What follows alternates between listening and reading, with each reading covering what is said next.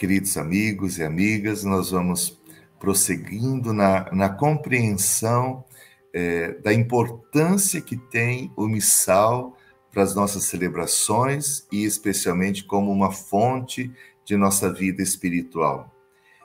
Hoje eu retomo esses nossos encontros, essas nossas reflexões, respondendo à carta da irmã Maria.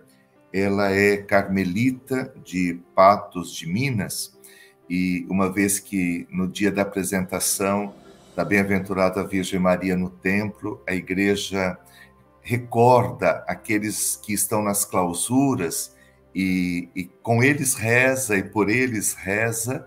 Então me dirijo a vocês, irmã Maria, e a sua comunidade carmelita de Patos de Minas, e a todos os irmãos e irmãs de clausura, que mantém viva a fé da igreja, a missão da igreja por suas orações. A pergunta, a cartinha da irmã Maria contém 3 perguntas. De alguma forma, em um ou outro vídeo, há elementos que respondem, mas eu vou me dedicar a responder, irmã Maria, ao que você me pedia.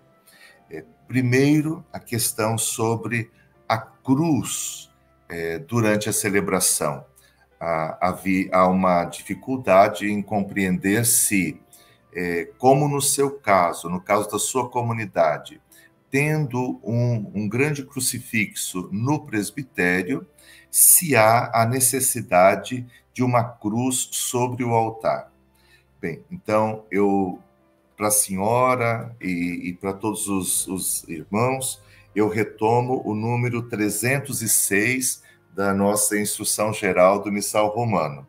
Sobre a mesa do altar podem ser colocadas somente aquelas coisas que se requerem para a celebração da missa, ou seja, o evangeliário e depois o necessário para a oração eucarística.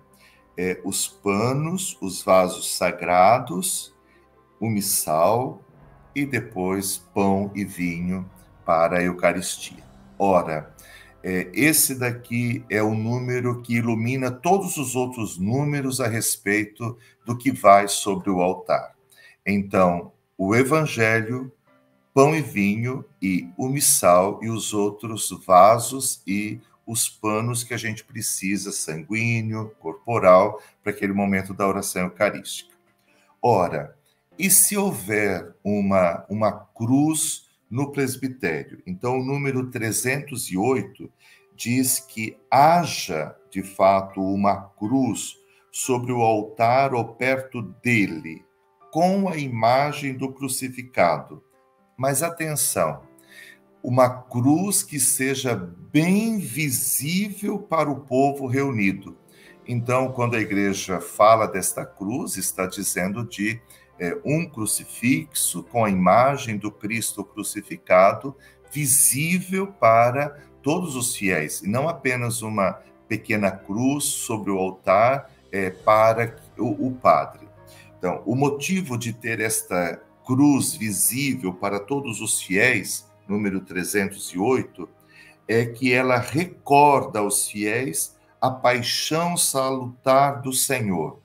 E esta cruz deve permanecer junto ao altar também quando a missa termina, a celebração termina. Então, para sintetizar, irmã, sobre o altar vão o evangeliário, até o anúncio do evangelho, pão e vinho e as outras coisas necessárias para a oração eucarística. E no presbitério, uma cruz visível para todos os fiéis, a fim de recordar a paixão salvadora do Senhor. Números 306 e 308. Sobre a cruz também, para ajudar a entender, nós podemos ir nos textos da Sexta-feira Santa.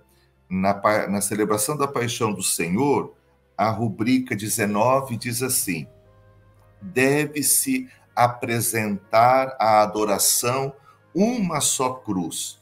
E esse documento pastoral, litúrgico, espiritual, Paschalis Solemnitatis, ao falar da Sexta-feira Santa, ele recorda justamente isso. Use-se uma única cruz para a adoração, tal como o requer a verdade do sinal. Então, esse daqui para mim é muito importante. Eu não repito cruzes no presbitério por causa do sinal. Uma única cruz do Senhor, o Senhor está crucificado nela, aquele que foi crucificado é o ressuscitado que está no meio de nós, ok? A segunda parte da carta fazia referência à necessidade ou não do uso da campainha. Então, aquela sineta durante a consagração. Então, isso está presente no número 150 da nossa instrução geral. Então, a senhora me pergunta sobre a necessidade. Então, o que é que o número 150 diz?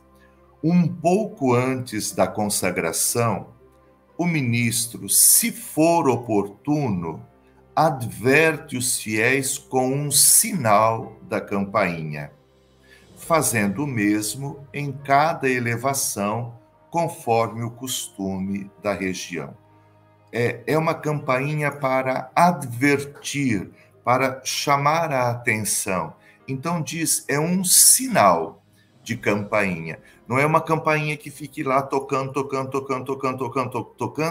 e que impeça o silêncio contemplativo de quem olha para a Eucaristia, de quem olha para o cálice consagrado. Ok? Então isto, irmã Maria, está escrito no número 150 da nossa Instrução Geral do Missal Romano. Se na sua comunidade contemplativa se julgar oportuno, então pode-se usar. Se é uma missa só da sua comunidade, me parece que toda a comunidade está bastante atenta à participação e não haveria, então, a oportunidade desse uso, ou seja, a necessidade de se usar um sinal da campainha. E a terceira parte da sua pergunta, irmã Maria, é a respeito do cantar somente o Kyrie na hora do ato penitencial. Então, eu pesquisei um pouco na Instrução Geral e em outros livros, e não há nenhuma rubrica que nos permitiria fazer isto. Então, quando nós vamos à Instrução Geral do Missal Romano, número 52, diz assim: depois do ato penitencial, inicia-se o Kyrie, esta parte onde a gente canta Kyrie eleison, Christe eleison, Kyrie eleison, ou a nossa tradução brasileira, Senhor tem de piedade, Cristo tem de piedade, Senhor tem de piedade. Então, depois do ato penitencial, a não ser que já tenha sido rezado no próprio ato penitencial, ou seja, na terceira forma do ato penitencial. Então, aqui, pelo número 51, eu diria à senhora, não é possível substituir o ato penitencial pelo canto do Kyrie, porque é só depois do ato penitencial, se não houve a introdução dos elementos do Kyrie dentro dele, é que se canta o Kyrie. A senhora recorda um aspecto pastoral, que de repente, fazer um ato penitencial mais curtinho. Eu sugeriria, então, a segunda forma do ato penitencial, porque são apenas aqueles dois elementos do diálogo. Tende compaixão de nós, Senhor, porque somos pecadores. Manifestai, Senhor, a vossa misericórdia. Dai-nos a vossa salvação. Quem preside e reza, o Deus Todo-Poderoso, tenha compaixão de nós. Aclamamos amém. E em seguida se canta o Kyrie. Então, isso me parece seria uma saída pastoral para um momento em que se quer fazer de modo mais simplificado este rito do ato penitencial.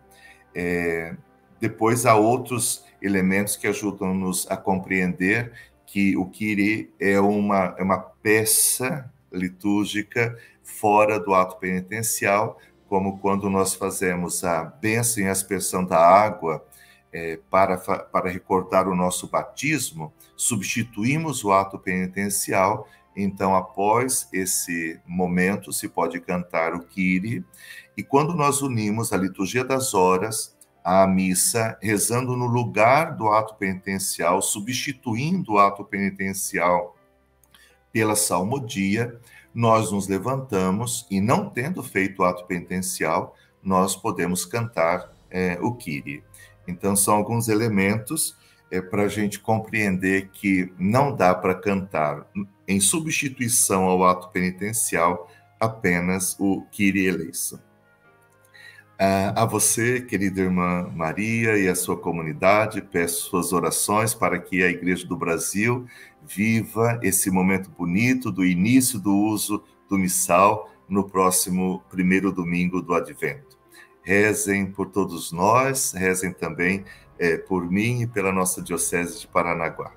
E a vocês e a todos os que me acompanham, abençoo em nome do Pai, e do Filho e do Espírito Santo. Amém.